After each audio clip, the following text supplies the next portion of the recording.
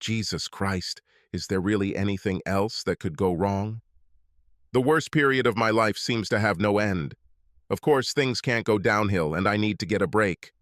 Work has become a daily test of survival, and the person I trusted more than anyone else is causing me the most grief. Perhaps I should explain how this all started. Jim Anderson met my wife Kate on my first day of work at Chisholm Engineering. I was 18 years old and nervously walked into my first day of work a few weeks after my GCSEs. I was a good student and could have gone to college, but I knew it wasn't for me. I had already studied enough, and my parents couldn't afford to support me through 3 years of university. Kate was an HR assistant, helping the company onboard employees, and was absolutely amazing. It took me 3 months to work up the courage to ask her out. I was sure that the refusal would be soft. But she didn't refuse. She actually said yes and asked where we were going. I was so sure that she would reject me that I didn't even think about where to go.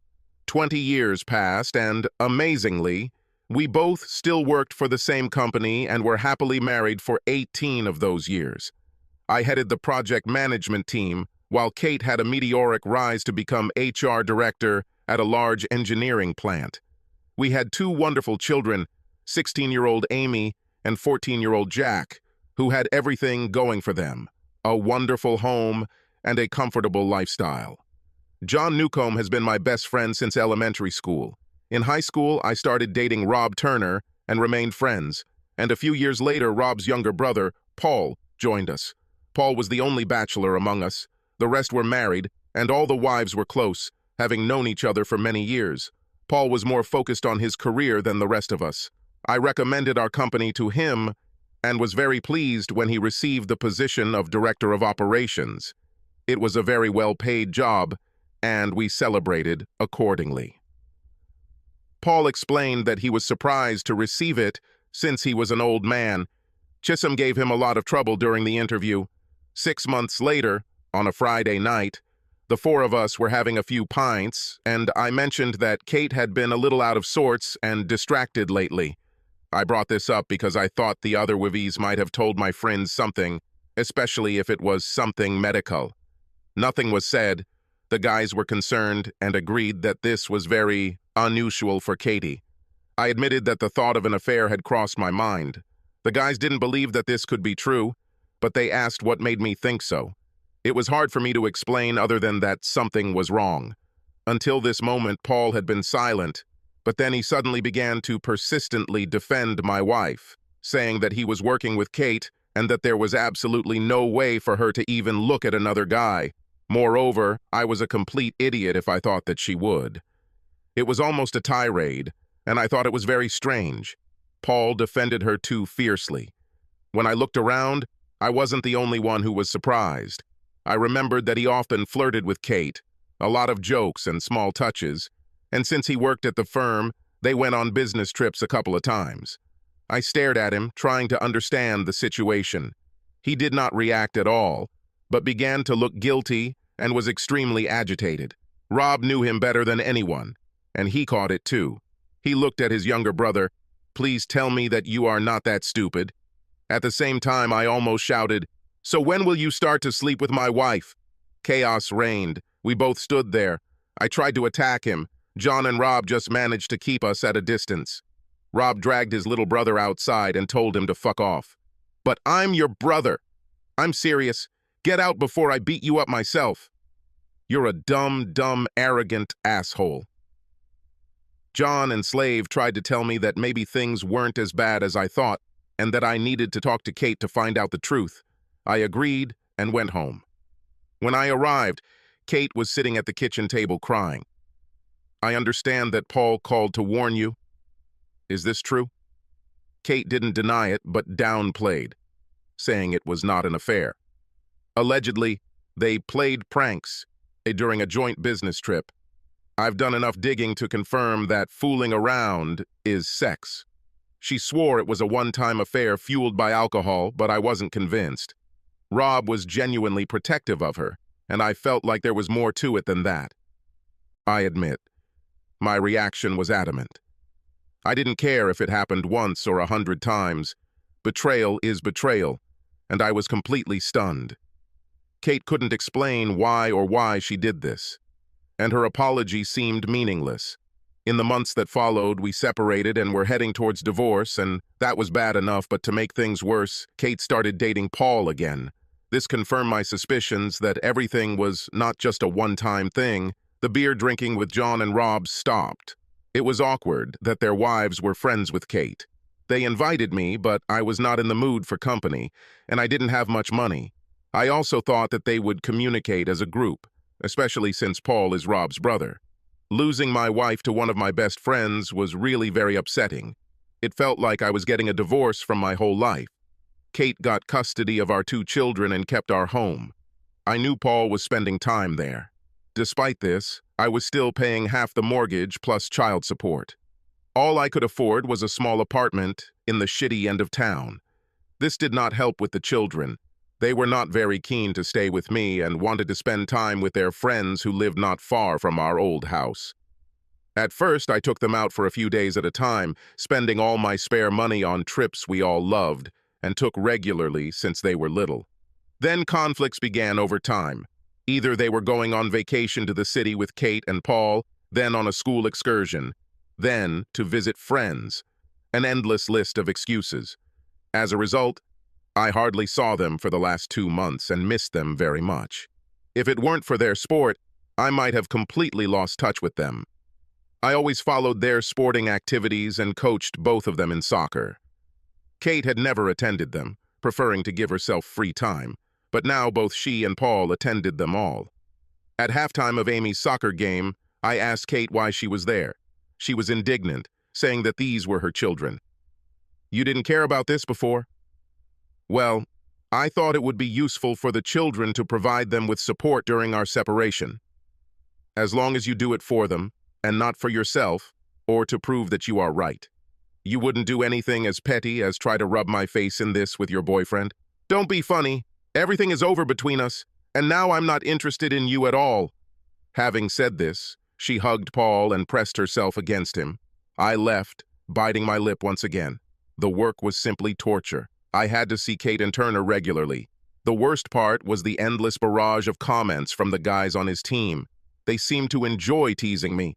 I knew they were looking for a reaction, and I was just trying to control myself. Luckily, my team was a lifesaver, especially a new hire named Josh. He was an ex-military man in his early 20s who had lost both legs. He didn't explain what happened, and I didn't ask.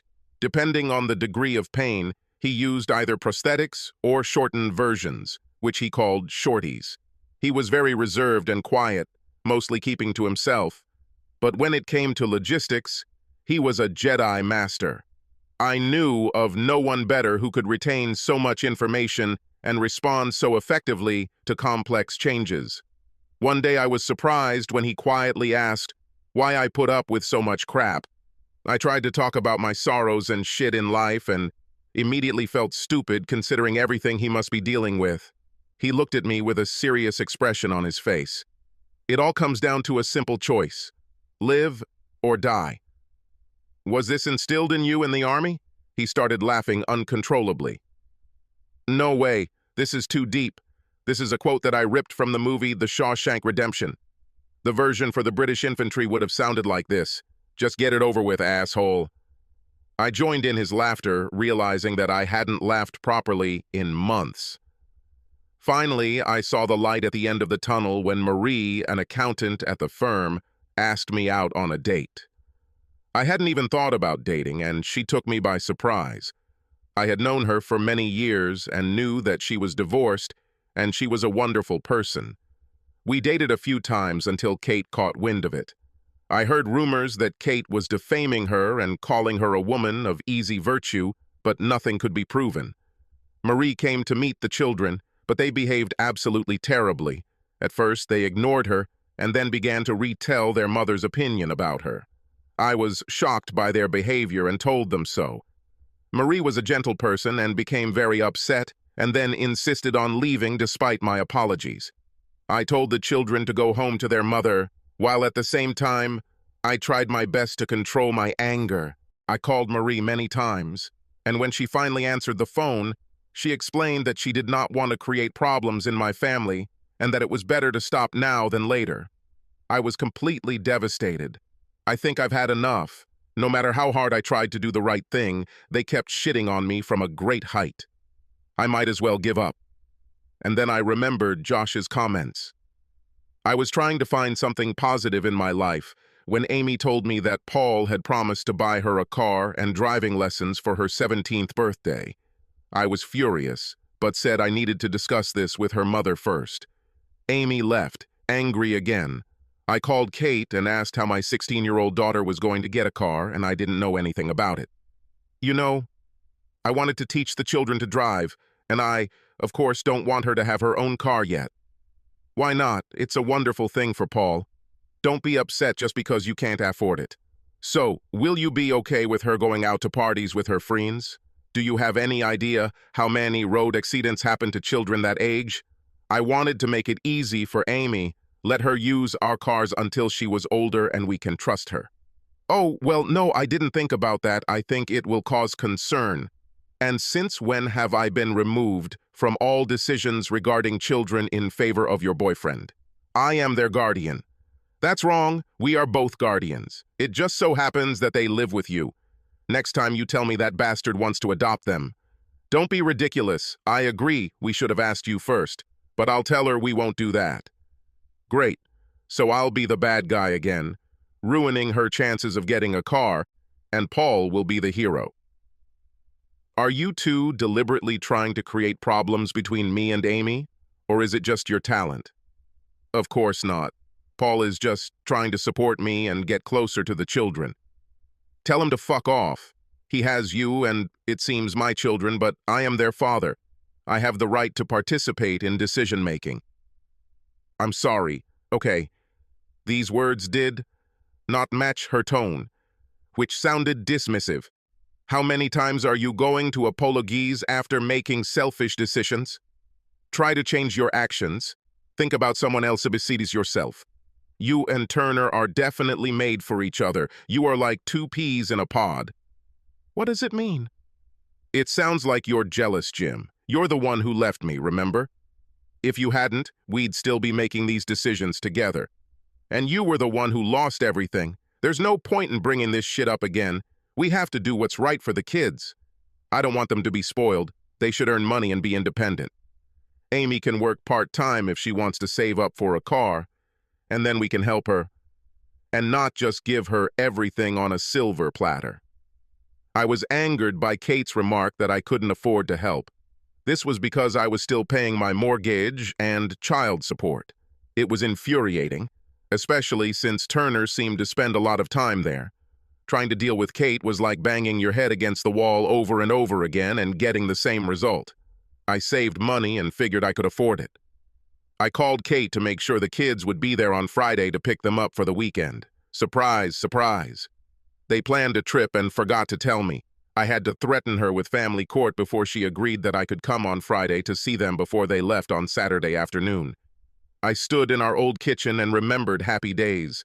The children were sitting at the table, and Kate, like in the good old days, stood at the bench. I proposed a vacation that we had been planning as a family for many years, a trip to Europe in the summer. Amy wanted to see as many European capitals as possible, and Jack wanted to climb the Via Ferrata, protected climbing route in the Alps, and try extreme sports in the Alps. It wouldn't be cheap, but I was willing to spend everything I had and borrow the rest. The children were full of enthusiasm and began discussing different places we could visit. Finally positive, they responded the way I hoped they would. I saw Kate looking thoughtful. It was supposed to be our family holiday, Jim. We planned it together. Well, now we can't do it together, and this is probably the last chance we have before Amy goes on vacation with her friends. At that moment, Paul walked into the kitchen as if he were the boss. Jack excitedly told him about the trip. Paul nodded and said, "That sounded great," then added, "I think we can arrange our vacation another time." All three turned to him in unison and asked, "What vacation?" "Well, I was thinking about a summer trip around the United States. You choose your itinerary, but it could include Disney, and then hop over to the West Coast, visit Los Angeles, and the Pacific Coast Highway. Amy interrupted. My God, this would be an amazing trip. Maybe we'll stop by New York? I don't see any reason why not. We could pop in there for a few days to break up flights back to the UK. Jack went straight to questions about the rides at Universal and whether they could go to Busch Gardens or Six Flags. He loved all the thrill rides. I have never hated him more than I did at that moment. He knew he had me in his hands, and I could hardly insist on a lesser trip when they were so excited. I stood up and left the kitchen, doubting that anyone had noticed my departure. I had just reached the door of my car when Kate caught up with me. Jim, I'm sorry about your trip. Answer me one question honestly, Kate. Is this the first time you've heard about this vacation? Well, yes. I don't think Paul had the opportunity to tell us about him. I'm sorry that it contradicts your idea. Jesus, Kate, you're not that stupid. He just made it up on the spot, and I can guarantee nothing is booked. He takes my children from me, and you help him. What the hell did I do to deserve this? I'm sure this is an innocent conflict. Finally, I've had enough. You keep asking for forgiveness, and then you do the same thing again. So this is what will happen. Tell your boyfriend this. Next time I have even the slightest problem with access or withdrawal from raising my children, I will address the issue with him directly. Are you really threatening us, Jim? Talking to you is like peeing in the wind, so yeah, I'll try a different tactic and live with the consequences. You won't harm us. Maybe not you, although you deserve it. But on the other hand, he is due some retribution. You and he should think twice about putting someone in a position where they have nothing to lose, and that's exactly what you put me in. I looked up and saw Paul standing at the door. I half expected him to attack me, he was bigger after all, but he just disappeared into the house. I saw the disappointed look on Kate's face, but she quickly hid it.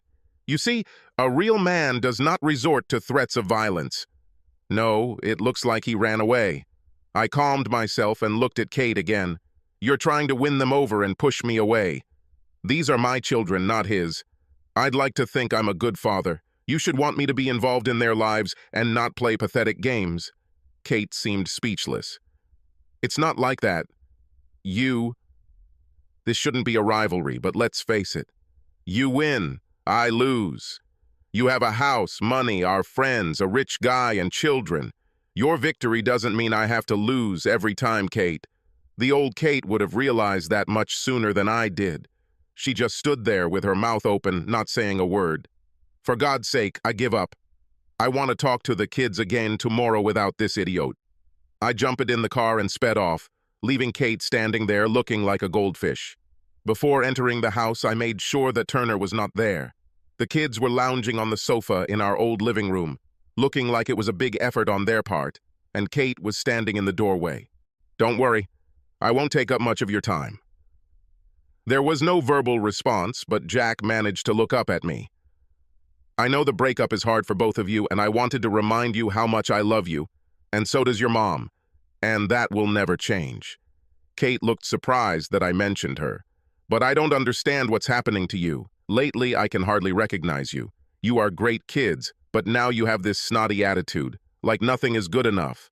I love you madly, but I deserve better than to be a laughingstock. If you want to continue living with your mother and Paul, I will back down. If you want stuff and big celebrations, Paul is your man. What I won't do is show up every weekend to listen to lame excuses about how busy you are. Kate tried to interrupt. I think it's unlikely. Yes, I have heard enough of what you think, and I am talking to my children, perhaps for the last time. I can't buy you what he can buy, but I'd still like to spend time with both of you, play sports, go hiking, whatever you want. I know it's not Florida or anywhere, but we would be together and you both would be leaving for college soon. Still no response other than an awkward glance and a fidgety movement. The way you behaved towards Marie was unforgivable. What gives you the right to treat someone like that? This is not how we raised you. I have never been so ashamed of my family. I hope you are all happy. She will have nothing to do with me. Kate got angry. Well, she wasn't good enough.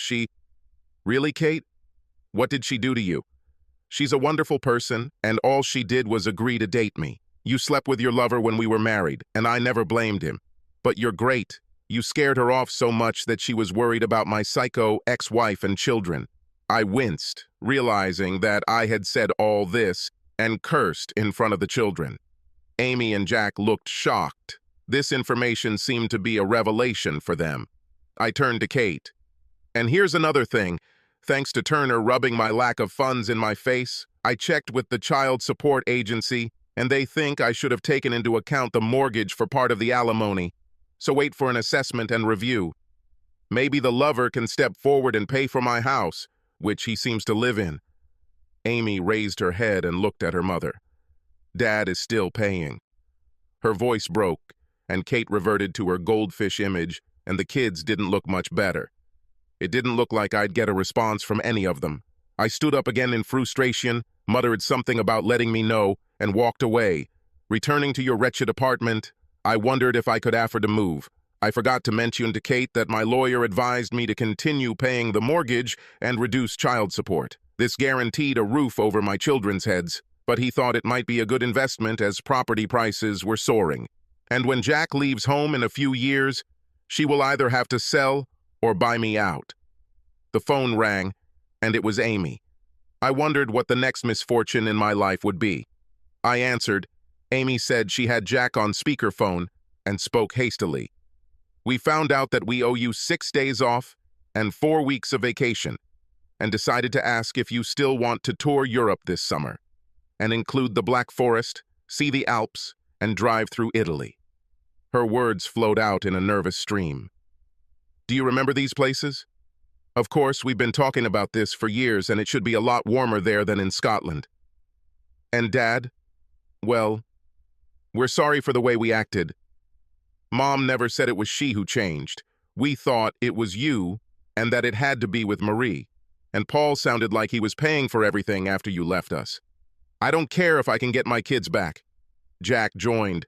You're wrong about Paul. We don't really like him. He's a jerk. To be honest, I tried not to laugh. Jack, that's not the impression you made. We thought that if you couldn't date us, then that you could come back. That will never happen, Jack. It's over between me and your mom. She's gone. But I want to be there for both of you. Amy picked up from Jack. The thing is, Dad, we think Mom feels the same way. He doesn't really come here that often, but he does show up if you're coming to pick us up. They argue a lot, and often because of you. It's hard for me to believe this. Your mother was just Well, it's been difficult to communicate with her since we broke up. I would even say that she hates me. I don't think so, Dad. I think she knows she made a mistake. I was sitting in Kate's HR office at work. My nose was bloody. Kate was furious when she saw me. Lord Jim, a fight at work is a gross violation of discipline. I will be forced to fire you. What's the matter? Are you worried that you'll lose your alimony? This is pathetic. Grown men fighting. Do you understand that we had to call an ambulance for Bob? Okay. He deserved it. I think I did pretty well considering there were 3 of them. Grow up, Jim. This is a complete disaster. Everything is so bad that the old man will come now. Then Turner burst in, and I tried not to smile, looking at his swollen lip and bruised cheek. He immediately started screaming that he and half of his team had been attacked, demanding to call the police and report the attack and to fire me immediately. I looked at Kate. You want to know what really happened before you fire me? I mean, at the end of the day, it's still your job. A deep voice echoed through the room. I agree. I turned around and saw an old man, Chisuma, chairman of the board of directors and founder of Chisholm Engineering. He rarely visited the factory these days, but he still had an impressive appearance and a reputation to match. Strangely, Josh was standing next to him. Turner launched into an explanation. It was an unprovoked attack on me and 2 of my team in the dining room. Unprovoked an attack by 1 person on 3 people seems a little strange, don't you think? So what happened, Jim? Well, I probably swung first, but since I was in the minority, I wasn't going to wait. It seemed to me that Chisholm suppressed a smile. Kate continued, We will have no choice but to fire you and call the police, Jim. You already threatened Paul. I heard it myself. None of this can justify the attack. Aren't you going to ask what triggered this? I think it's jealousy of my relationship with Paul. No, it was months of persecution on his part and on the part of the guys from his department. Paul was almost out of breath. This is complete nonsense and just a pathetic excuse. Then Josh spoke up. I can confirm that everything Jim said is true. Paul looked at him with contempt. Who the hell are you? If you know what's best for you, then don't poke your nose into other people's affairs. Josh is my grandson, answered Chisholm, and I trust him more than someone like you. I got over my surprise and took out my phone, scrolled back, and pressed play. Hey, Cookie, our boss was late this morning. He probably did a good check on your missus. Everyone in the room felt uneasy. I saw Kate look at Turner. I scrolled further down the post again. You know that she slept with him for several months before you broke up. Did you know? Are you one of those people who likes to watch how his wife is treated? Kate's face turned crimson, and Turner shouted, This is complete nonsense. I jumped forward again, and the next voice was Turner. It's a shame you were late for work all those times, Jim, and didn't get the manager position. I looked at Kate. Have you ever seen me late for work? Even once in all the time we've been here? He blocked it and told me about it, telling me to get away because it would happen every time. I switched to the recording from the dining room. It was Bob Marsden's voice. Paul says she's great in bed. Once he gets her going, we'll have a little party with all the guys. Maybe we can even get that sweet little girl of yours. There were sounds of a scuffle and a fight, after which the recording was interrupted. That was the last comment I responded to. You're still the mother of my children, and the mention of Amy, well. Kate looked at Turner, and he shuddered awkwardly. I didn't know that idiot Bob was going to say that. He was just trying to piss him off. Old Man Chisholm spoke. Officially, all participants are suspended from work during the investigation and disciplinary hearings. Unofficially, Turner, get out of my building and take your cronies with you. Anyone who calls the police will never work in this industry again. You've already stayed too long. The worst assignment in my life. Don't even think about competing with me. You will regret it. He nodded to the guard outside the door, who entered and then ushered Turner out. Chisholm turned to me. In light of all this, I would say you handled it well, but you should have come to me. Go home, Jim. Clean yourself up. Kate, we need to talk. I can't believe this kind of behavior went unnoticed, not even considering your role in this matter. As the HR director, you should have been aware of what was happening. Tears rolled down Kate's cheeks. You know that's not true, Jim. It didn't happen for several months, but once, and I regretted it as soon as it happened. I walked out with Josh, thanked him for his support and advice, and offered to buy him a pint or more. I would love to, but on Sunday, I have to go to the regiment. Usually, I just go to the mountains to be in silence. But they attracted me to something official. No problem, then next time. And what about the fact that the old man is your grandfather? I didn't want to talk about it or use it to my advantage. I was going to tell him about your problems, but I decided that you should find a solution yourself, and then I will help.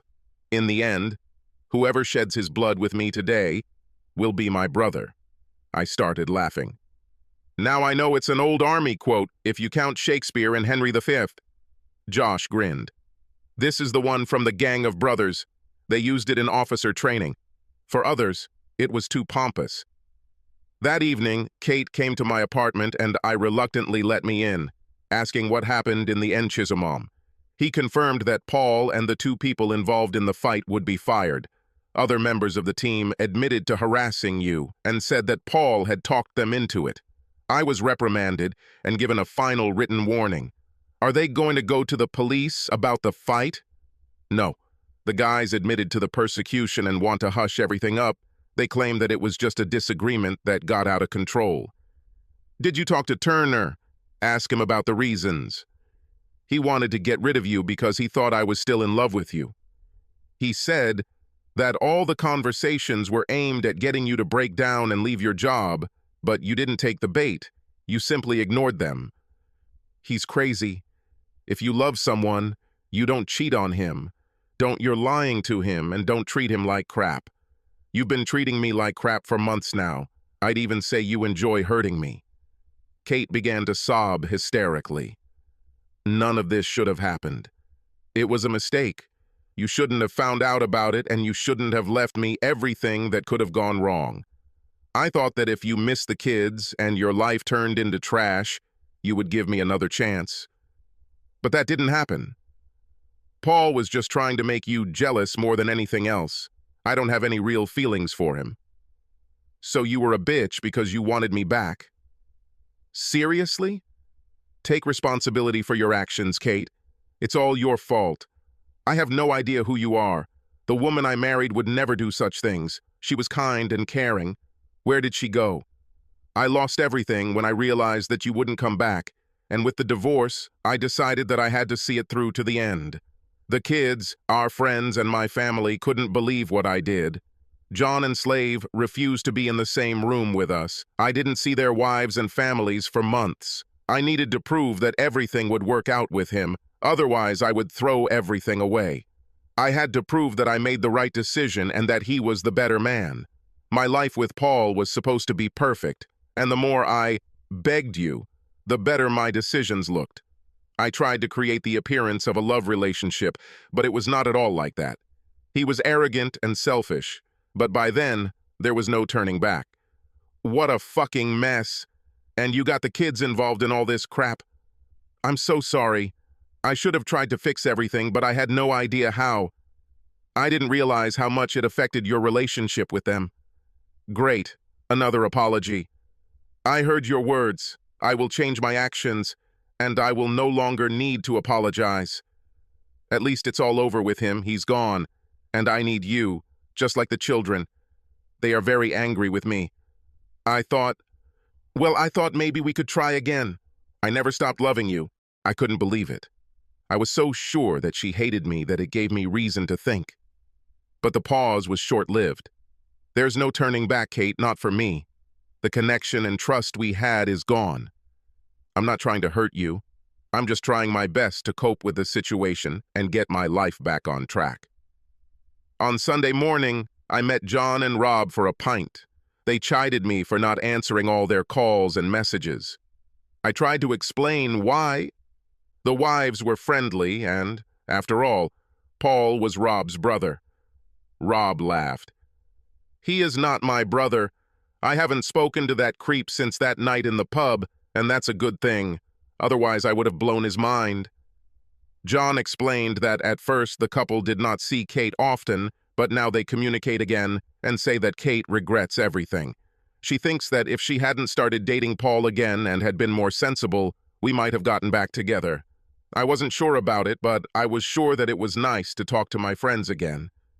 We started talking about other events in our lives when I accidentally glanced at the TV screen. There, in full Royal Fusiliers dress uniform, stood Josh, laying mourning at the cenotaph before members of the royal family and the great and good countries. He had many medals on his chest. I turned up the volume to hear commentary explaining how Josh won the Victoria Cross by rescuing fellow Fusiliers under heavy fire and making it back repeatedly before being knocked unconscious by a rocket-propelled grenade. They went on to talk about how he fought for his recovery. I was stunned. I had no idea what Josh and the others had to face. My plight paled in comparison. In fact, contrary to stories, once Kate stopped being a bitch, life got better.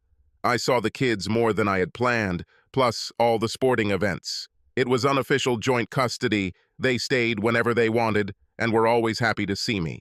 Child support reduced the amount I was paying to offset the mortgage as they had suggested. I was promoted at work and paid a huge bonus. Chisholm said he wants to avoid claims of harassment or constructive dismissal. I returned to old hobbies and planned to travel more. I was shocked when Marie showed up at my new terraced cottage. We hadn't spoken for months and I didn't think she knew where I lived. Somewhat hesitantly, I invited her in. I'm here at the request of Amy and Jack, Jim. They apologized and explained everything. Amy mentioned that you're not dating anyone. How did they even know how to contact you? I suspect that Kate gave them my number. I called her. She confirmed the children's words and admitted that you both need to move on with your lives. Everything was getting surreal. Both your children and your ex-wife seem to think that you are the best thing since sliced bread, and that I would be an idiot not to date you. Sliced bread, that's too much, don't you think? It may be the best thing since the steam engine, although, sorry, it's an engineering thing. I would prefer a calculator or a computer. I'm an accountant, after all. Anyway, I'd like to find out for myself, Jim. Yes, I would like that too, Marie. Very much. We started dating again, and our relationship developed. First, it was friendship and company, and then passion and intimacy, everything that money can't buy. Who knows where we will end up, but so far everything is going well. I was just lucky, maybe, but I like to think that I stopped acting like a victim and, to some extent, created my own luck. I stopped putting up with the crap other people give me and learned to stand up for myself again, and the results have been great so far. However, I will never take it for granted. Life has a funny habit of tripping you up when you